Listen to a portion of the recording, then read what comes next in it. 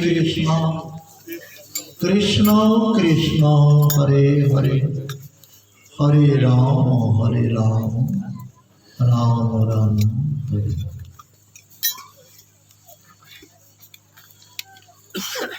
वंशाकल्पोऽयर्ष कृपा सिन्धुभैव च पतितानां पावनेभ्यो वैष्णवेभ्यो नमः। सब श्रोता वैष्णवेर करि नमस्कार। सकलेई पदधूलि देह मस्तके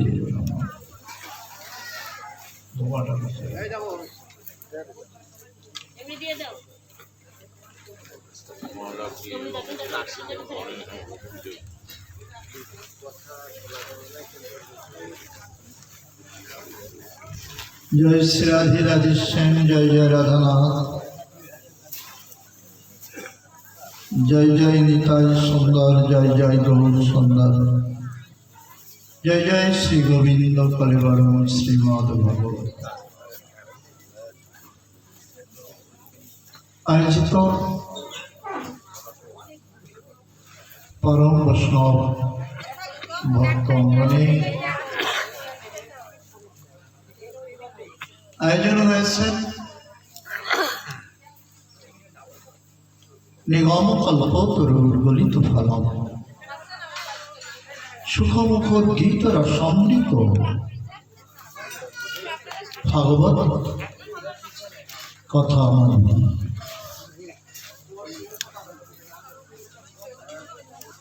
মাদেশ্বর জীবধর্মের পক্ষে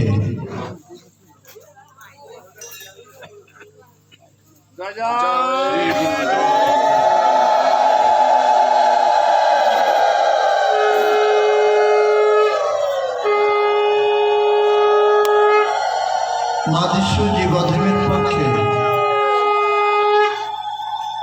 ভগবানের অপ্রাকৃত লীলাকথা অমৃত আস্বাদন একেবারেই অসম্ভব বিহাতে বিন্দুমাত্র সন্দেহ। তবে আমার দীক্ষাগুরু পদ্ম নিত্যলীলায় প্রবিষ্ট পরমদয়াল শ্রীল শ্রী শ্রী ভরতোত্তম দাস গোস্বামী মহারাজ মাদেশ্বর নরধাম মাদেশ্বর জীবধামে শিক্ষাগুরু পদ্ম শ্রীধাম বৃন্দাবন কৃষিঘাটস্থ নিত্যলীলায় প্রবিষ্ট পরম দয়াল বৈষ্ণব সেবার মূর্তিমন্ত বিগ্রহ শ্রীল শ্রী শ্রী 108 মহাত্মা মুরারি মোহনদাস উভয়ের আকুল চরণের অহৈতুকী কৃপা প্রসাদকে সম্মান করে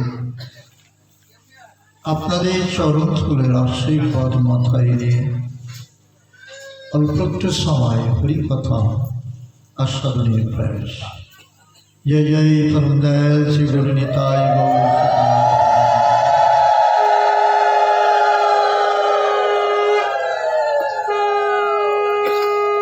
শ্রীমদ্ ভাগবত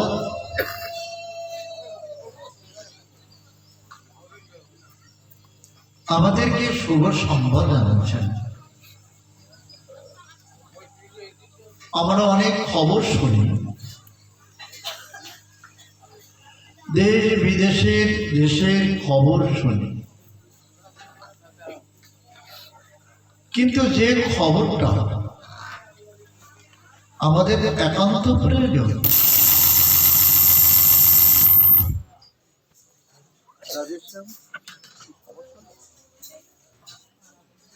ওদের ওখানে একটা কি বোধহয় গেল দেখুন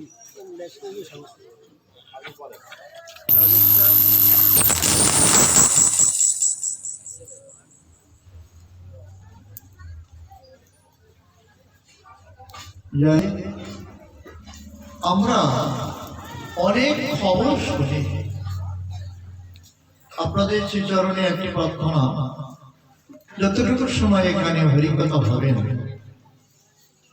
ততটুকু সময় সকলে আপনারা এদিকে লক্ষ্য করবেন। কারণ হরিকথা শ্রবণ করতে যদি লক্ষ্য ভ্রষ্ট হয়ে যায়, শিকারীর যদি লক্ষ্য ভ্রষ্ট হয়ে যায়, সে শিকার করতে পারে না। আমরা আজকে এমন একটা বস্তু শিকার করতে বসেছি যে সম্পদ স্বীকার করলে মোহমায়ার বন্ধন থেকে মুক্ত হয়ে গৌর গোবিন্দের শ্রীপাদ পদ্ম লাভ করা যায়। সেই অমৃত আজকে আস্বাদন করার জন্য বসেছি। এতটুকু সময় আমাদের নষ্ট করা যাবে না। শ্রীমদ্ ভগবত বলছেন, মানব জীবনের দুটি কর্তব্য। মা কয়টি কর্তব্যের কথা বলা হলো? না পশু, না পাখি, না তৃণ গুল্মলতা, কি পতঙ্গ যতই থাকুক না কেন, কিন্তু মানব জীবনে মাত্র দুটি কর্তব্য। একটি হচ্ছে কর্তব্য, আর একটি হচ্ছে অবশ্য কর্তব্য।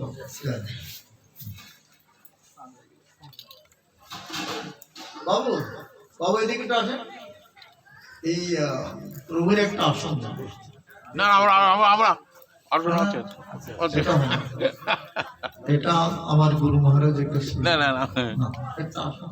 আসুন, আসো তো। তাহলে যে কথা বলছিলাম,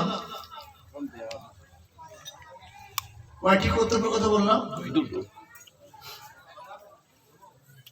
মানব জীবনের দুটি কর্তব্য। একটি হচ্ছে কর্তব্য, আর একটি হচ্ছে অবশ্য কর্তব্য। কর্তব্যটা হচ্ছে আমাদের সংসার ধর্মকে পালন করা। আমরা প্রত্যেকেই সংসার ধর্ম অবলম্বন করেছি। শাস্ত্রে 4টি বর্ণের 4টি ধর্মের কথা বলেছে: ব্রহ্মচর্য, গারস্থ, বানপ্রস্থ আর সন্ন্যাস। কয়টা হলো? কিন্তু কলিযুগে শুধুমাত্র গারস্থ ধর্ম আমাদের মহাপ্রভু বলেছে। পবন অবতার শ্রীমান মহাপ্রভু জগৎ জীবের কল্যাণের জন্য এই গারস্থ ধর্মটা পালন করার কথা বলেছে। গারস্থ ধর্মটা পালন করা, এটা ধর্ম, এটা কর্তব্য। প্রত্যেকে এই গারস্থ ধর্মটা এমন ভাবে পালন করতে হবে যেন অধর্ম না হয়। যে সংসারে পিতামাতা আছেন, পুত্রের কর্তব্য পিতামাতার মুখে হাসি ফোটানো, পিতামাতার কাছ থেকে আশীর্বাদ গ্রহণ করা। ছোট শিশু যারা, তাদের স্নেহশীষ, প্রতিবেশীদের ভালোবাসা নেওয়া এবং দেওয়া, প্রত্যেককে সম্মান করা। চৈতন্য চরিতামৃতে কি বলেছেন? জীবের সম্মান করিবে জানি কৃষ্ণ অধিষ্ঠান। প্রত্যেক জীবকে সম্মান করতে হবে। আপনার সামনে যে একটা শুকরের বাচ্চা চলে যাচ্ছে, একটা কুকুর চলে যাচ্ছে, কিন্তু ভগবান কি বলেছেন? আমি প্রত্যেক জীবের ভিতরে পরমাত্মা রূপে রয়েছে। কার ভিতরে? জীবের ভিতরে, প্রত্যেক জীবের ভিতরে। আর ভক্তের হৃদয়ে কৃষ্ণের স্বয়ং সতত বিশ্বাস। ভক্তের হৃদয়ে সাক্ষাৎ ভগবান, আর প্রত্যেক জীবের ভিতরে উনি পরমাত্মা রূপে। শুকরের বাচ্চারা চলে যাচ্ছে, আপনি মোটরসাইকেলে যাচ্ছেন কি ভ্যানে যাচ্ছেন, রিক্সা সুন্দর, কৃষ্ণ আছে মনে করে একটু মাথা মনমনা ভব মদ্ভক্ত মজ্জাজি মান নমস্কার অর্জুন। তুমি সদা সর্বক্ষণ আমাকে প্রণাম করো। বলি তোমাকে প্রণাম করতে গেলে তো সবসময় তোমার সঙ্গে সঙ্গে থাকতে হয়। বলে আমার সঙ্গে থাকতে হবে না, আমি যেখানে থাকি তুমি যেখানেই থাকো না কেন, সর্বজীবের ভিতরে আমি আছি এই মনে করে।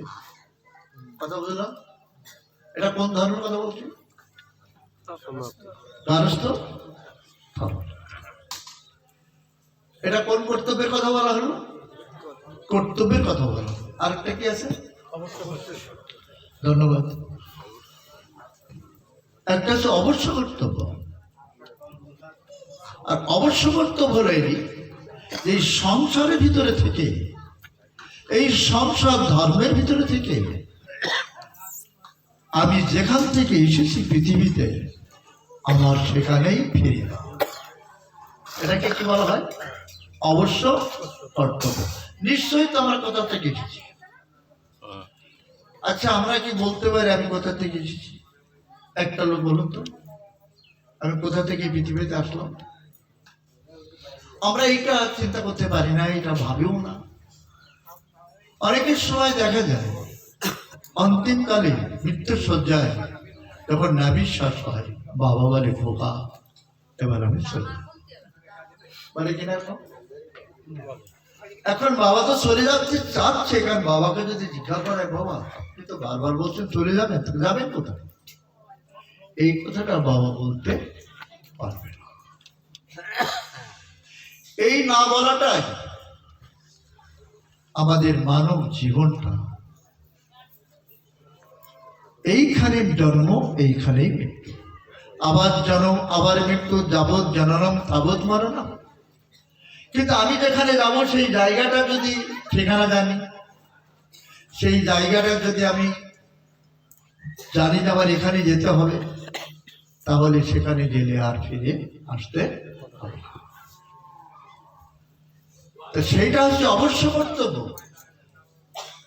সেইটা পরম ধাপ। যেমন বাবা মনে করেন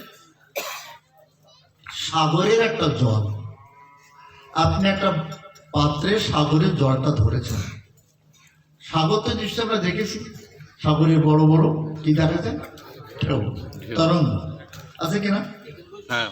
এখন ওই তরঙ্গায়িত সাগরের জলটা যদি আপনি একটা পাত্রে ধরেন, খুব করে লক্ষ্য করে দেখবেন তো ওর মধ্যে ঢেউ দেখা যায়, সে তরঙ্গ দেখা যায়, সে হিল্লোল কল্লোল সাগরের যে গর্জন দেখা যায়? দেখা যায় না। কেন যায় না? সে একটা পাত্রের ভিতরে আবদ্ধ।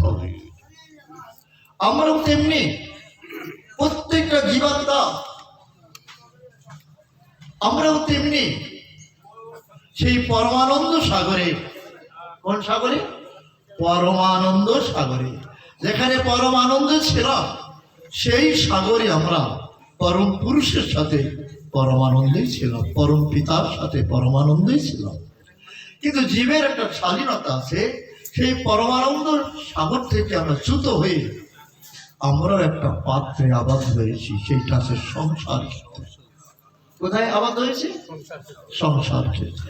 সাগরের জল যেমন পাত্রে আবদ্ধ হলে তাদের তরঙ্গায়িত হয় না, তাতে হিল্লোল নেই, কল্লোল নেই, আনন্দ নেই। আমরাও সেই পরমানন্দের ধাম থেকে যে জীব, আমরাও সংসার ক্ষেত্রে আবদ্ধ হয়ে আমাদেরও আনন্দ নেই, পরমানন্দ নেই। প্রত্যেকটা মানুষ আমরা দুঃখে জর্জরিত, বেদনা আমরা বুঝ্যমান। আচ্ছা, সাগরের জলটা পাত্রে আবদ্ধ, ওতে কি তরঙ্গায়িত হবে না? ওতে কি হিল্লোল হবে না? ওতে কি কল্লোল হবে না? মহাজন বলছেন হবে না তা না হবে, কোনো সহৃদয় ব্যক্তি যদি ওই পাত্রটা ধরে আবার সাগরে ফেলে দেয়, তাহলে আবার সে ফিরে পাবে, সেই আনন্দ ফিরে পাবে, সেই কল্লোল ফিরে পাবে, সেই শান্তি ফিরে পাবে। আমরাও তেমনি সংসার ক্ষেত্রে আবদ্ধ, আমাদের সেই আনন্দ নাই, আমাদের সে কল্লোল নাই, হিল্লোল নাই। কিন্তু যদি কোনো সাধু গুরু বৈষ্ণব শ্রী গুরুপাদ পদ্ম সদ্গুরু যদি কখনো দৈবক্রমে সংসারে এসে আমাকে হরিকথা শ্রবণ করাতে করাতে যদি মোহমায়ের বন্ধন মুক্ত করে ওই পরমানন্দ সাগরে ফেলে দেয়, আমি আবার আনন্দ ফিরে পাব, আমি আবার পরমানন্দ ফিরে পাব, আমার চির দুঃখ সব দূরে যাবে।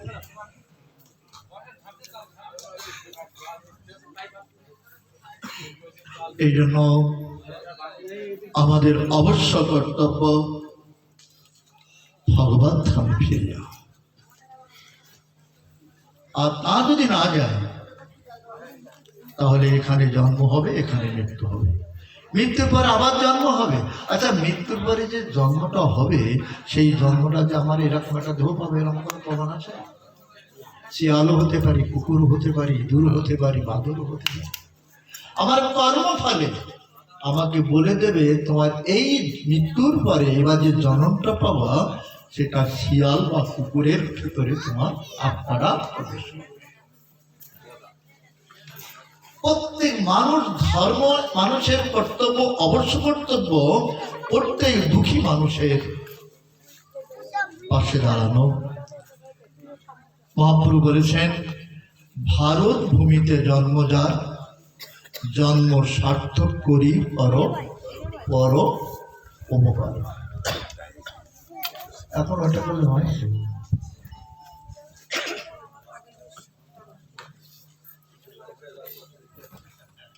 বাবা?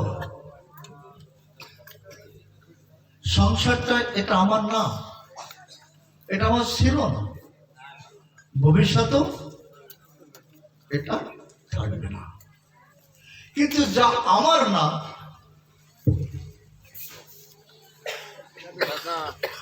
যেটা আমার না সেটাকে আমার ভাবা,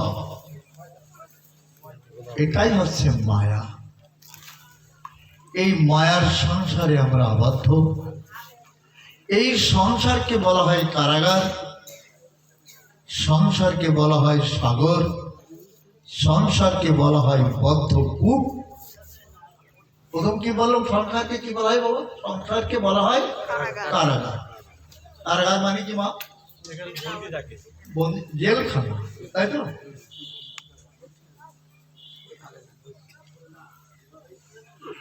জেলখানায় যে কয়েদি যারা থাকে তারা তো সরকারের প্রধান। আমার দেশের যিনি প্রধানমন্ত্রী, জেলখানায় যারা কয়েদি থাকে তারাও সরকারের প্রধান। আবার যারা কয়েদি নেই, যারা বাড়ি আসে, তারাও তো সরকারের প্রধান। কিন্তু এই কয়েদিদের এত দুঃখ দুর্দশা শুনে প্রধান একটা দৃষ্টান্ত দিচ্ছেন। প্রধানমন্ত্রীর জেলখানায় সংবাদ দিলেন দারোগাকে, জেল দারোগা কে বলছেন, আমি আগামী শুক্রবারে জেলখানায় আসবো আমার কয়েদিদের দর্শন করতে। কার কয়েদি? কয়েদি তো আমার। তুমি বলে দিও কয়েদিদের প্রধানমন্ত্রী আসবে শুক্রবারে, তোমাদের পরম সৌভাগ্য। কয়েদিরা খুব আহত করছে, শুক্রবার আসলে হয়। আজকে সে শুক্রবার প্রধানমন্ত্রী এসছেন, জেলদারকে বলছেন এই কাউন্টারটা খুলে দেন। যখন খুলে দিলেন তখন কয়েদিরা কারো হাত বাঁধা, কারো পা বাঁধা, কারো দান্ডাবাড়ি দেওয়া থাকে তো কয়েদিদের। সামনে এসে যখন দাঁড়িয়েছেন, রাজার তখন সবজি জল পড়ছে। আমার কয়েদিরা এত কষ্ট পাচ্ছে, এত আমার কয়েদি জেলখানে আছে কেন? আমার সংবিধান অমান্য করেছে, আমার আইন অমান্য করেছে, চলার পথটাকে সঠিকভাবে চলতে পারে নাই, এই জন্য ওরা আজকে আমার জেলে আবার। একথা মনে রাখতে হবে। কিন্তু আমাদের সংসারকে বলা হয়েছে। তখন কয়েদিদের এই অবস্থা দেখে রাজা চোখে জল আসে। কয়েদিদের বলছেন, বাবা আমি তোমাদের রাজা, আমার সুপ্রিম পাওয়ার, আমি তোমাদের বলছি তোমাদের যা যেমন ইচ্ছা আমার কাছে তোমরা কিছু চেয়ে নাও। কথাকে বুঝে দাও, তোমাদের যেমন ইচ্ছা আমার কাছে তোমরা চেয়ে নাও। তোমরা যা চাইবে আমি তোমাদের সেটাই দেব।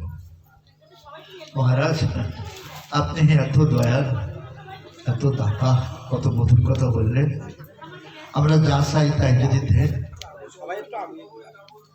তাহলে দেখেন আমাদের এখানে বড় কষ্ট। একবার এক বাটি ভাত দেয়, পেট ভরে না, আর দুবার রুটি দেয়, খুব কষ্ট। মহারাজ, আপনি যখন এসেছেন আমাদের পেট ভরে 3 ভাত ভাতের ব্যবস্থা করুন। কথা কি বুঝতে পারছেন? এর আগে রাজা কি বলেছেন বলো?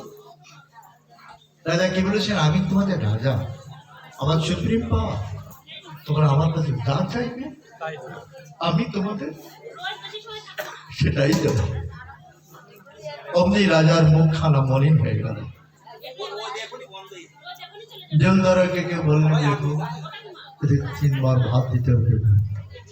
আর একটা কাউন্টার খুললেন, তোমরা কি চাও? বললেন, মহারাজ মশার কামড়ে ঘুম আসে না, আমাদের যদি মশারির ব্যবস্থা করতেন। আর একটা, তোমরা কি চাও? শীতে ঘুম হয় না, যদি কম্বলের ব্যবস্থা করতেন। রাজার চোখে জল, কাঁদতে কাঁদতে রাজা জেলখানা থেকে বেরিয়ে যাচ্ছেন। পাত্র মিত্র সকলে বলছে, মহারাজ আপনি কাঁদছেন কেন?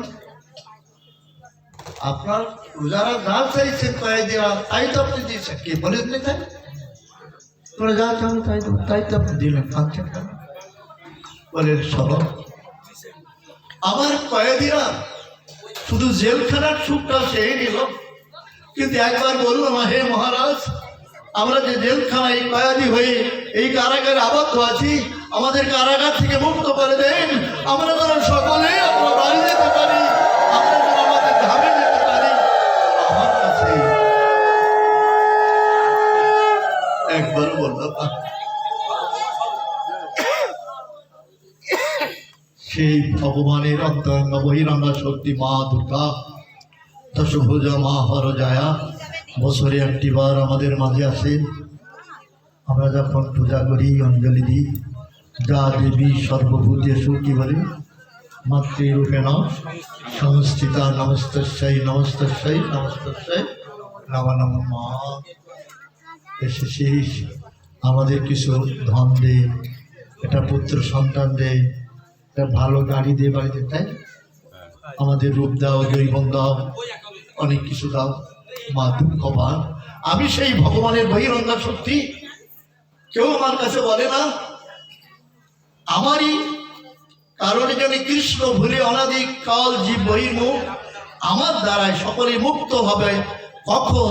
যখন কৃষ্ণ তোমার হলাম বলে বলবে। আর আমার কাছে এই কারাগারে সুখটাই সেই নিল, একবারও বললো না, মা তুই কৃপা করে আমাদের এই বর দে, আমার এই মায়ের বন্ধন থেকে মুক্ত হয়ে ভগবান তত্ত্ব লাভ করি। তাই না? কি বাবা ভালো কথা, তাই কি চাই আমরা? টাকা পয়সা দিই, মানে আরো সংসার কারাগারে। তাই জন্য আমার কলির পাবন অবতার শ্রীমান মহাপ্রভু চৈতন্য ভগবত চৈতন্য চরিতামৃত কাঁদছেন, আমি তোদের পরম পিতা, তোদের দুঃখ দেখে গোলক ছেড়ে ভুলুকে আসলাম সকলকে উদ্ধার করে, সকলকে হরিনাম দিয়ে, সকলের মুখে হরিকথা বলে আমি আমার ধামে নিয়ে যাব।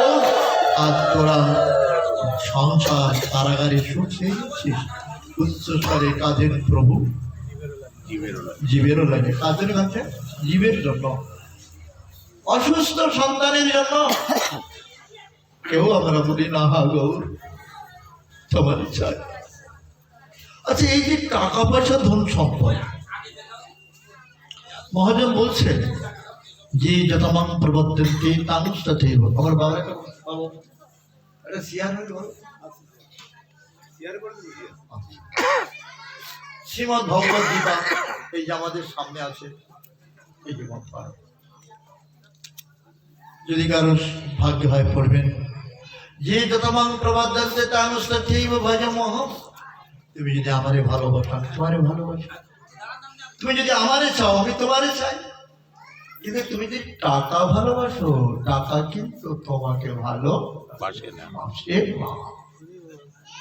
কারণ তুমি টাকার না, টাকাও তোমার না। যে টাকাকে তুমি এত যত্ন করে কঠোর করে রেখেছ, ও সুযোগ পেলে তোমার থেকে বেরিয়ে আরেকজনের কাছে যাবে, ঠিক কিনা বলো? কিন্তু তুমি যদি একবার বলো হে কৃষ্ণ আমি তোমার বলা, কবিরাজ গোস্বামীর কলমে চৈতন্য চরিতামৃতে বলেছেন মাত্র একবার,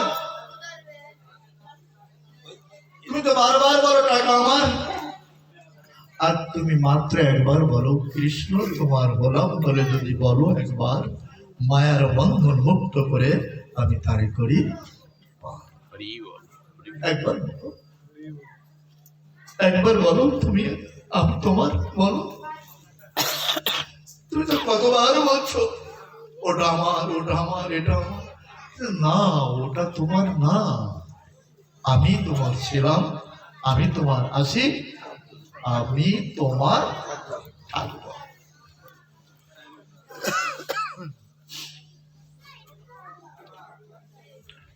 কিংবা কথা বুঝতে অসুবিধা হচ্ছে? না না,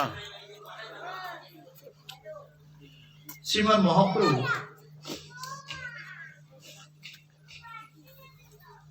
তখনও পৃথিবীতে আবির্ভূত হন নাই, কিন্তু অদ্বৈত প্রভুর আরাধনা চলছে, গৌর এ গোবিন্দ মদন মোহন তুমি এসো। তখনই কিন্তু আমার ভগবান পৃথিবীতে আসেন নাই, কিন্তু অদ্বৈতের আরাধনা চলছে। অদ্বৈত কি আরাধনা করেছেন? গঙ্গা জল তুলসী পত্র দিয়ে ভগবানকে আরাধনা করছেন। কিন্তু তখন কিন্তু তখনকার যুগে ধর্ম সংকট ছিল। আপনারা যদি ইতিহাস পড়েন দেখবেন যে আমাদের কি ধর্ম সংকট ছিল। আওরঙ্গজেবের আমলে জিজিয়া কর ছিল, যে অমুসলিম যে হিন্দু তার 50 টাকা জিজিয়া কর দিতে হবে, আর যদি কর না দিতে পারে ধর্ম ত্যাগ করে, আমার ধর্ম গ্রহণ করে। ইতিহাস দেখবে। কিন্তু মহাপ্রভু যখন আসেনি তার একটু আগেই এরকম একটা ধর্ম সংকট ছিল।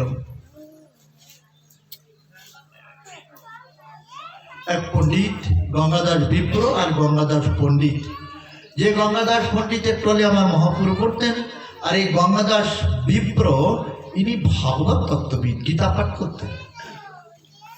গীতা পাঠ করতে করতে এক জায়গায় দেখেন যে স্বধর্ম নিধনম শ্রেয় পরধর্ম, ভয়াবহ। ঠিক কিনা বাবু? স্বধর্ম নিধনম শ্রেয় পরধর্ম ভয়, এই যে গীতা, উনি প্রতিদিন গীতা পাঠ করতেন। কিন্তু হঠাৎ করে এমন একটা সংকটে পড়লেন, ওনার ধর্ম ত্যাগ করে ইসলাম ধর্ম গ্রহণ করতেন। এরকম কিন্তু আমাদের দেশে এখনো হচ্ছে। হ্যাঁ, তখন জোরজার করে এরকম হতো। তখন তিনি গীতাখানা বুকে পড়েনি, আমাদেরকে লক্ষ্য করবো, গীতাখানা বুকে পড়ে নিয়ে উনি কাঁদছেন। ভগবান বলেছেন গীতা আমার হৃদয়, গীতা আমি গীতা আমি থাকি, গীতা হৃদয় আমি থাকি। তখন বলছেন আমি ধর্ম সংকটে পড়েছি, হে গোবিন্দ তুমি আমাকে রক্ষা করো। কিন্তু কোনো কায়দায় রক্ষা হওয়ার কোনো কায়দা নেই। সংকল্প করলে এই নিশি প্রভাত হলে কালকে আমার ধর্ম ত্যাগ করতে হবে না, কাল ত্যাগ করবো তবুও ধর্ম ত্যাগ করবো। এর আগের কথা কি মনে আছে? মহাপ্রভু তখনও আসেন না, তবে আসার জন্য অদ্বৈত ডাকাডাকি করছে। তখন ওনার স্ত্রী আর উনি ছোট্ট একটা বাচ্চা, চিন্তা করলেন এই মধ্যরাত্রে গঙ্গা পার হয়ে যাবে। এখন যারা আপনারা নবদ্বীপে গেছেন, এখনকার গঙ্গা তখনকার গঙ্গা কিন্তু ভয়ঙ্কর ছিল, তরঙ্গা বহু পরিধি। গঙ্গার করে মধ্যরাত্রে গিয়ে গঙ্গা পারি ওপারে পালিয়ে যাবে, কেন পালাবে? আর ধর্ম সংকট, আমি এখানে আজকে থাকলে কালকে আমার ধর্মত্যাগ করতে হবে না, ধর্মত্যাগ করবে আসতে বলা। কিন্তু মধ্যরাত্রে গঙ্গার ঘাটে গিয়ে দেখে নৌকা নয়, মাঝি নয়, কি করা যায়? তখন উনি উদ্গীত কণ্ঠে বলছেন, অগো এপারে ওপারে, এপারে বা ওপারে যদি কোনো মাঝি থাকো, যদি কোনো পারের কান্ডারি থাকো, আমি ধর্ম সংকটে পড়েছি, আমাকে পার করো। কোনো উত্তর নেই, মাঝি নেই, নৌকা নেই,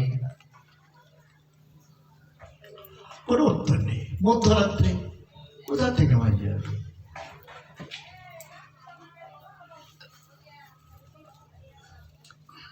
ডাকাডাকি করে কোনো মাঝি পেলেন না।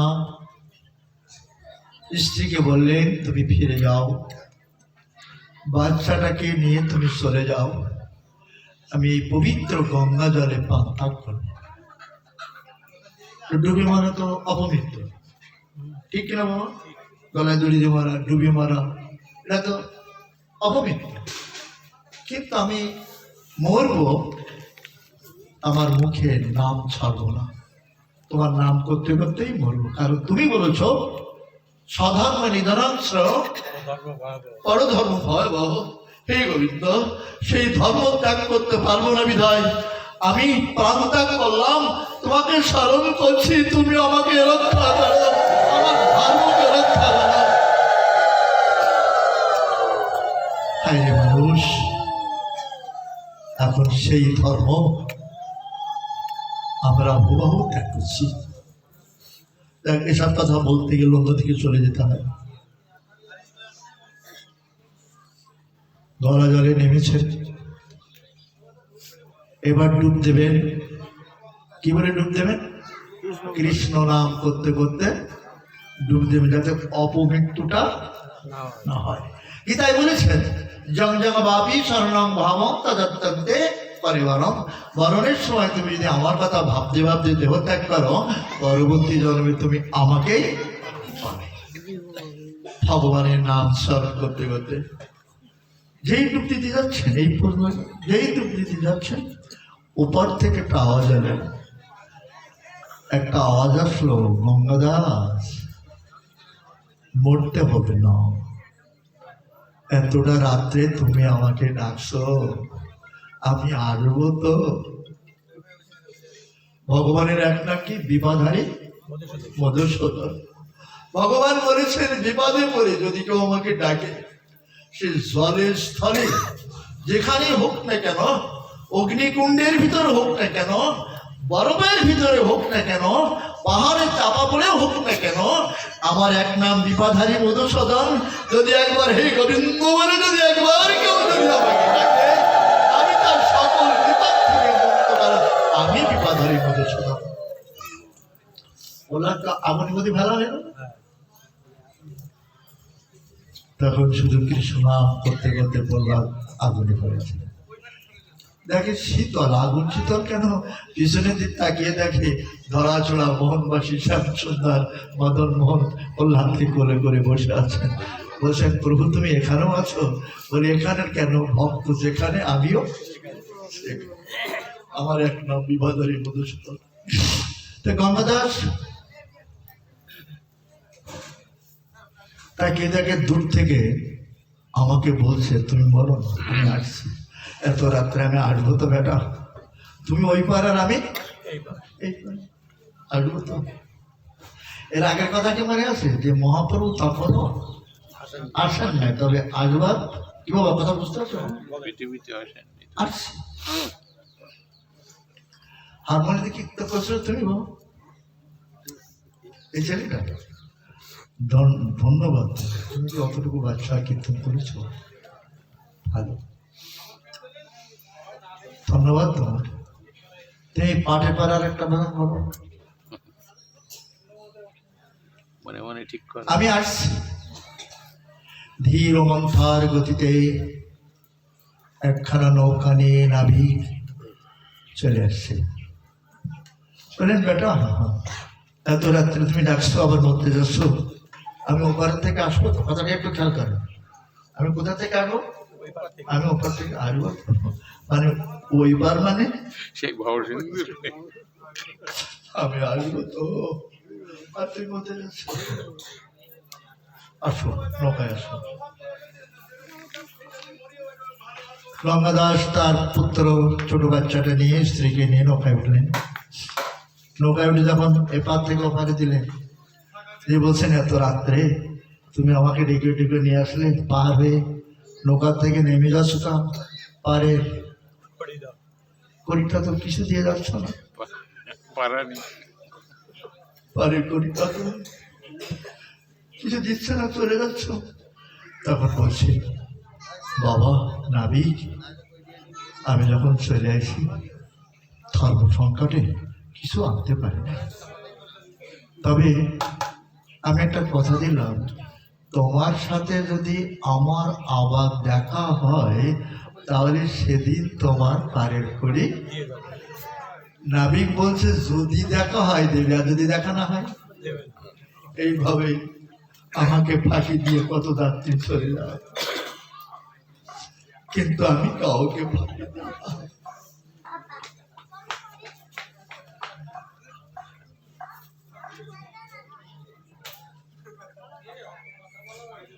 গঙ্গাদাস চলে গেলেন, কথা দিয়ে গেলেন কি যে যদি আবার দেখা হয়।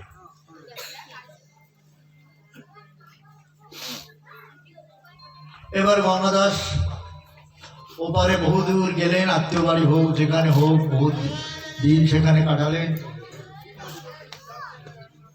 তারপরে যখন ধর্ম সংকট থেকে যখন দেশটা শান্ত হলো, আমাদের দেশটা এখন যেমন শান্ত হলো, হয়েছে না একটু শান্ত? একটু। যখন দেশটা একটু শান্ত হলো, গঙ্গাধর বাবা দেশে ফিরে আসলো, সংসার ধর্ম করতে লাগলো। ছেলেটা তখন বেশ বড় হয়েছে।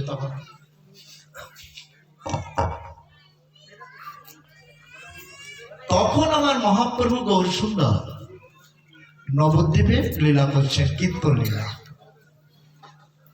শিবার সঙ্গনে গৌর সুন্দর প্রতিদিন রাত্রে কীর্তন করে ভক্তবৃন্দ নিয়ে। এইভাবে কীর্তনে বহু ভক্তগণ প্রভুর সাথে নিত্য কীর্তন করে। 1 বছর কাল পর্যন্ত শ্রীবার সঙ্গনে মহাপ্রভু শ্রীবাসীর বিষ্ণু ঘাটে কখনো কখনো ভগবান রূপে আবির্ভাব হতেন। আজকে 7 প্রহারিয়া ভাবে শ্রীবাসীর বিষ্ণু ঘাটে সাক্ষাৎ ভগবান গৌর সুন্দর বসে আছেন। একজন ভক্তকে ডাকছেন, এই শ্রীবার মুখে ডাকো, মুকুন্দকে ডাকো, মুরারিকে ডাকো, আমাকে দেখো। কথা বুঝতে পারছো?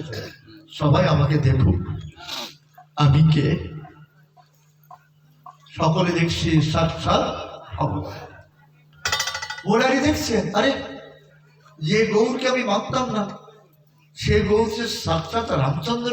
মুরারি কিন্তু রাম ভক্ত, ভগবান তো সেই যে রাম, সেই কৃষ্ণ, সেই আমার গৌর, কিন্তু লীলার পার্থক্য। একই বস্তু এক এক যুগে এক এক লীলা করে। যারা ভগবানকে দেখছেন, দেখে চলে যাচ্ছেন, আবার বলছেন, আবার আসছেন, হঠাৎ করে একজন আবার গৌর সুন্দরকে দর্শন করে ফিরে যাচ্ছেন, আর ওই গঙ্গাদাস মন্দির তার রাস্তা